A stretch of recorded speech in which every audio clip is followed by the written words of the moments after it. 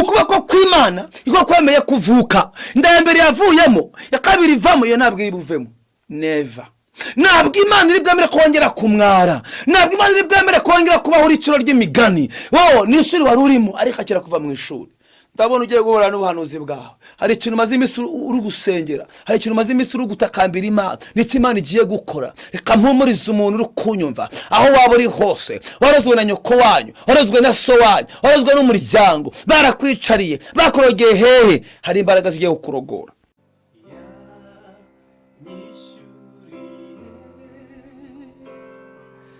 Ya myenda yose yambabariye ibyaha atumanera de.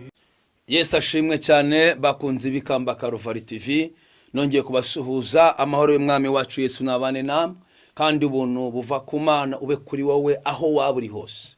Ndatangira shimira buri muntu wese wakoze subscribe kuri iyi channel, ndetse wahabwirije, watanze ubuhamya. Reka shimire ufite umutima mwiza n'uwawugize kudutera inkunga. Reka shimire nanone aba diaspora badukurikirana. Reka suza abantu bari impande zose zitandukanye. Mbifurije umugisha w'Imana mu izina rya Yesu, koko nzi neza ko Imana y'amahoro ari Imana ifite imbaraga n'ubutware n'ubushobozi. Turashimira nanone imbaraga z'Imana. Turashimira Imana kubw'imbaraga zayo zigumya kudushoboza gukora uyu murimo. Ntago byoroshye mu bihe nk'ibi, ariko kandi kiri muri twebwe ntago kihishira. Niyo mpamvu ijambo ryarambwiye neza ngo siko bizaba, kwamutegereza ntago zamwara. Rero Imana ikomera umugisha, kandi Imana ikugereze mu izina rya Yesu. Reka dutangire dusenga Imana. Wera wa Isiraheli, ndakwingize ngo Mana kubane nanje, namwe daturukungurikirana aho uri hose. Urarwaye, ufite umunaniro, ubyukanye imbaraga nke, uruva umutima utanezerewe, ariko irisengesho rigukoreho mu izina rya Yesu, kuko Uwiteka Imana gufiteho umugambi. Imana iguha umugisha. Haleluya, haleluya. Tujya kuganira amagambo y'Imana mu gitabo cya Isaya 48 umurongo wa 11. Iyo jambo ngiye kuvugaho, umutwe w'amagambo nawe haye umutwe ivuga ngo icyo abantu batakoze ku buzima bwawe bari bagomba kugikora, baramaze ntibagikora. Yesu aje kukikorera. Yesu aje gukora kugira ngo bamenye ko hari Imana iri kumwe nawe. Reka dusome. Biravuze ngo kubwanjye nzabyikorera, nta cyatuma izina ryanjye ritukwa, kandi icyubahiro cyanjye sinzagihundi. Tuvuge ngo amen. Imana ishimwe cyane. Kubwanjye nzabyikorera. Haleluya. Hari ukuntu tubaho dufite imiryango, hari ukuntu tubaho dufite ababyeyi bakavuga ngo uyu mwana nta kintu twamuraga, nta kintu tuzamuha. Ndakubwira ngo kubw'Uwiteka azabyikorera. Azabyikorera kubera ko umugambi w'Imana haguzigera uhinduka. Yesu ashimwe cyane. Yesu atugirira neza rero muri uyu mugoroba. Imana y'amahoro idufashe tugirira neza, nkuko biri tubwiye neza ngo kubwanjye nzabyikorera, nta cyatuma izina ryanjye rigira gute ritukwa. Ngo nyumva Yakobo na Isiraheli nahamagaye, ndiwe ndi uwa mbere kandi ndi uw'imperuka. Umva umurongo wa 3 ngo ukuboko kwanjye niko kwashizeho urufatiro rw'isi. Haleluya. Ukuboko kwanjye kw'iburyo niko kwabambye ijuru, iyo mbihamagaye biritaba.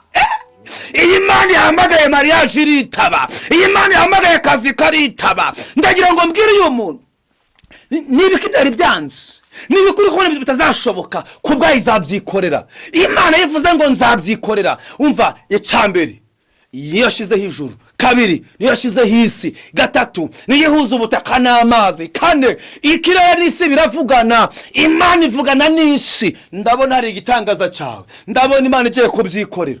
Ngo niyo igira ikikora, ngo niyo isubiza intege abarambiwe, babandi bari badafite imbaraga ikabongeramo imbaraga. Ndakunda Yesu cyane, ndakunda ijambo ry'Imana cyane. Yesu ashimwe cyane.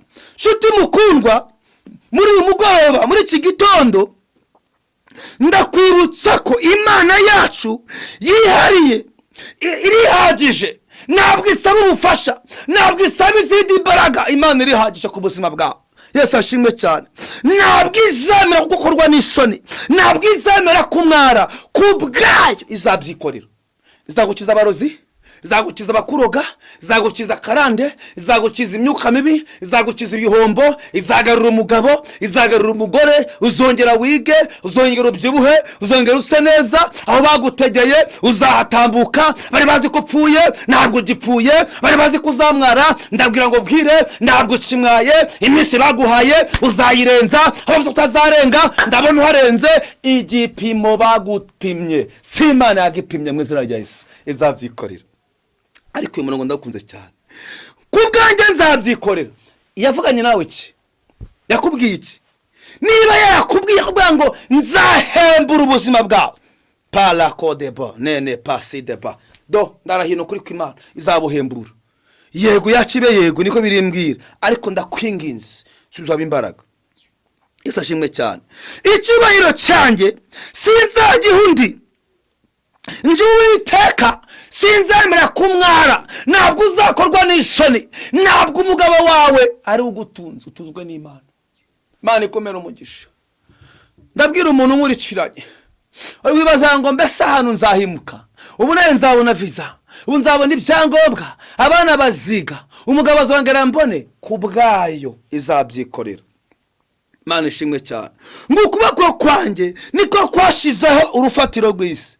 Ukuboko kw'Imana niko kwemeye kuvuka. Inda ya mbere yavuyemo, ya kabiri ivamo, iyo ntabwo iri buvemo. Never. Ntabwo Imana iri bwemere kongera kumwara, ntabwo Imana iri bwemere kongera kubaho iciro ry'imigani. Ni ishuri wari urimo ariko akira kuva mu ishuri. Ndabona ugiye guhura n'ubuhanuzi bwawe. Hari ikintu umaze iminsi uri gusengera, hari ikintu umaze iminsi uri gutakambira Imana, n'iki Imana igiye gukora. Reka mpumurize umuntu uri kunyumva aho waba uri hose. Warozwe na nyoko wanyu, warozwe na so wanyu, warozwe n'umuryango, barakwicariye, bakorogeye hehe. Hari imbaraga zigiye kukurogora. Imana ishimwe cyane. Imana ishimwe cyane. Imbaraga zishobora byose ziracyarengera abantu. Iyo ndwara urwaye ntabwo ari iyo kukwica, aho bagutegeye ntabwo uzahagwa, kuko yambwiye ngo ubwire ngo ibyo abantu batakoze ije kubyikorera. Ntabwo izemera ku izina ryayo ritukwa ku buzima bwawe. Warayikoreye, warahanuye, warafashije imfubyi, waratanze amaturo, warafashije abapfakazi. Jamais. Niba hari ikintu kivuga ni imirimo, niba hari ikintu kivuga ni ukumenya uwo wavuganye nawe, niba hari ikintu kigira umumaro ni ukugenda urugendo. Ikanga ubwire uzi icyo ashaka, ntabwo afata icyo abonye. Iyo uri ku murongo ukaba uzi impamvu uri kuwo murongo, nta kugira ngo wuveho. Guma kuri uwo murongo Imana ikore, guma kuri uwo murongo Imana iguhezagire. Yavuze ku bwayo izabyikorera. Nta cyatuma izina ryayo rigira gute ritukwa. Reka nongere mbwire umuntu ngurikiranye wumvaga imbere ye nta nzira, iri jambo riguhembure. Imana igica urubanza neza. Imana igifata umuntu warenganye ikamurenganura. Imana igiha kuvuga ngo uyu muntu mukuye mu byago, kubera ko nzi ibyo nibwira kumugirira si bibi ni byiza. Yesu ashimwe cyane. Yesu ndamukunda rero, arahanuye. Bwana sifiwe ngo ku bwanjye nzabyikorera. Ubu ari abantu bafite agahinda, kazi karahagaze. Reka ngubwire, ntabwo umuntu abeshwaho n'akazi. Ntabwo umuntu abeshwaho no kuba akora muri ambasade. Umuntu abeshwaho n'Imana. Kuba duhumeka byonyine ni urushoro. None se reka ngubaze, wariye kangahe utakoze niba kukubeshwaho n'akazi? None se abana bize kangahe imyaka ingahe utakoze? None se wishinze kangahe utakoze? Wasore kangahe utakoze? Nuko amafaranga dukorera si yatubeshaho, ni Imana ibeshaho umuntu. Imana igufasha kandi kugirira neza. Ndabizi urimo urumva waratatswe bitewe n'imibereho urimo, ariko ndagira ngo ubwire ngo kubwayo izabyikorera. Barabigerageje ntibabikora. Umva, wizeye mwana wanyiraguhemukira, wizeye mukuru araguhemukira. Yewe hari no hamwe ku telefone, halo none se abana ko bagiye kujya ku ishuri, ati ndindira ndaje mbikore, katabikoze. Hari na message wisomeye wowe bwawe uvuga ati noneho arambwiye ngo muhumure amafaranga yanyu ku ishuri arayafite. Umuhamagaye kugira ngo iki? Ngo nanjye abana banjye ngo byananiranye. Wose umuntu, ariko ndashimira Yesu yavuze ngo baziga bariga. yavuze ngo uzatura uratura. Reka ngubwire, umuntu yaguha ikibanza ejo akisubira, umuntu yaguha n'inzu ejo akisubira, ariko ndashimira Imana iyo ikubwiye ngo nzagutuza iragutuza. Marakose debo yivuze ngo nzakujya imbere ndinganyiza ibitaringaniye, irabizeba irabidebo irabiringanyiza. Imana ishimwe cyane.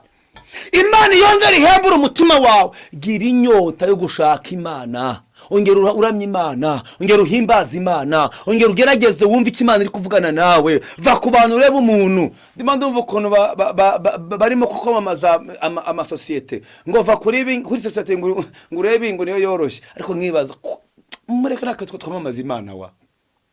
Niba ntabwo ngiye kukwamamariza hano kuri icano, ariko niyo abantu bashishikara kwamamaza ibikorwa byabo, mureke nanjye nawe twamamaze Yesu. Buriya ibintu bimaze iminsi numva mu mutwe wanjye, numva ariko mwami wanjye uko ibintu biri kuvugwa, Yesu uzavuga gute nk'ibi bintu? Ndagira ngo Yesu avugwe muri wowe, Yesu yongeremo muri buzima bwawe. Icyo abadayimoni bari baravuze ndagiciye mu izina rya Yesu. Wararenganye, Imana ikurenganure. Waribwe, Imana igarura ibyawe. Wararwaye, Imana igukize. Uri mu bitaro, Imana igahagurutse. Aho ngaho uri muri cyo gihugu, Imana iguhembure. Shoje ngubwiye ngo iki izabyikorera. Abantu barabinaniwe, famiye yarabinaniwe, ariko Imana izabyikorera. Imana ikomera umugisha. Nibika Imana igiye gukora rero, ngana ku musozo. Harimo akazi, harimo umugabo, harimo kugukiza iyo ndwara, harimo kugarura icyubahiro cyawe, harimo kongera kuguha guhumeka iyo mpumeko ufite mu gatuza igashira, harimo kugukorera izina ribi ry'uburozi, kuntu bakwisengura umurozi, harimo kubyikorera kuko niyize ukuri, harimo kukwimura ugatera imbere. Ni Imana igiye kubikora. Reka dusengane Imana mu izina rya Yesu. Haleluya. Kuko ukuboko kwanjye niko kwashizeho urufatiro rw'isi, kuko kwanjye kw'iburyo niko kwabambye ijuru. Hayi we, iyo mbihamagaye biritaba. Ubwo se ni iki Imana yamamagara ngo nikitabe? Yobu ngo bamuvuze kugira ngo babarirwe, Imana ababwira ngo fata inka 7 byana kwa Yobu agakomanga. Yobu mwaramutse narinzanye inka 7 unsabira imbabazi. Reka ngubwire, abakuvuze nabi bagiye kuza, hago bazazana n'umutwe, bazazana bya bindi barukeneye. Gumana n'Imana, tindana n'Imana, shaka Imana, yibihamagaye biritaba. Imana ibihamagaye biritaba. Imana ihamagaye akazi karitaba. Yamaye umugabo aritaba. Yamaye promotion iritaba. Ikintu cyose Imana ihamagaye kiritaba. Imana iguhire. Wizerera ijambo, ko kwizera ni ukumenya ko ibidahari bifite. My God, ndafashijwe. Kwizera ni ugufata ngo imodoka sinyifite ndayifite, inzu ndayifite. Kwizera ni ugufata ibidahari ko bihari. Ubundi iyi telefone uri kuyireba ni ukuvuga ngo ubu ngubu ndayifite. Kwizera rero suko ni ugufata telefone gutya ko nayifite, ngumva nyifite, ngumva afite inzu, ngumva afite imodoka, ngumva afite amafaranga, ngumva afite abana, ngumva afite umugabo, bitewe n'icyo wizeye cyari cyo n'icyo kenye cyari cyo. Ariko kumva uragifite bye, akavuga ati ndayifite, akumva ndabyabahungu, umva bitewe n'icyo ushaka. Cyizero giye kigatire mu izina rya Yesu Kristo w'i Nazareti. Ibihamagaye biritaba. Ndagukunda cyane kandi mwifurije umugisha w'Imana. Imana iguha umugisha. Data wera, lebo enemande bosikota, Imana ikuremeye ishimwe. Taya meni vosite ko Imana igukize iyo misonga yo munda. Le monde vole qui décède ta. Nijoro waryamye uhumeka nabi, Imana ikuremera ubuzima. Total meni vole qui décède ta. Uhangaza kubwo umubyeyi wawe, ariko Imana ije kumugirira neza. Le monde bosse kitaya. Sinitaye ku muntu kukuvuga nabi, nitaye ku Yesu yakovuzeho. Amahoro y'Imana bane nawe. Ari Pastor Steven. Ubwiza bw'Imana bugutwikire wewe n'umuryango wawe mu izina rya Yesu. Amen. Ndabakunda. Shalom shalom.